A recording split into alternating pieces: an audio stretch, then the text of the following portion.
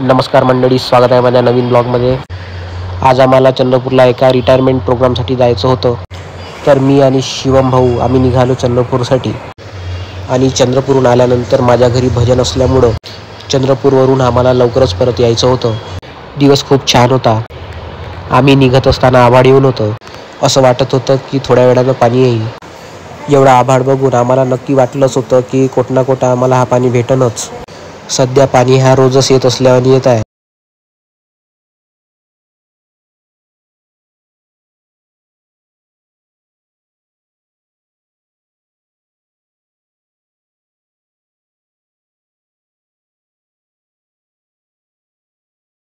थोड्याच वेळानं चंद्रपुरात पोहोचलो आणि कार्यक्रमाच्या सत्कार मूर्तींचं एक पुष्पवृक्ष देऊन सन्मान केला।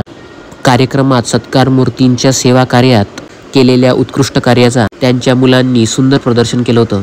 कार्यक्रम आटपून आम्ही निघालो वरोऱ्यासाठी। वरोऱ्याला जात असताना आभाळ साफ होतं आणि गाडीमध्ये डिझेल भरायसाठी आम्ही एका पेट्रोल पंपवर गाडी लावून डिझेल भरून घेतलं आणि थोड्याच वेळात डिझेल भरून आम्ही घरी पोहोचलो।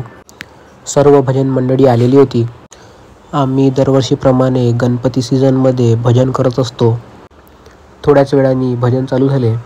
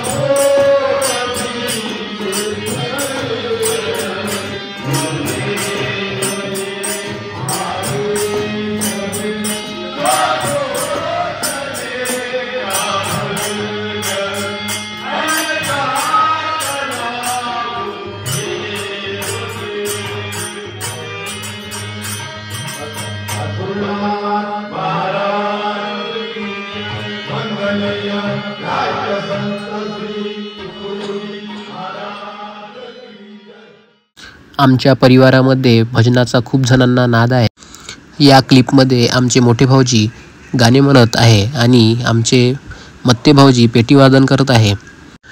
तसेच भजनाची आवड माझ्या बाबांना सुद्धा आहे। हे तुम्हाला समोरच्या क्लिपमध्ये दिसेल।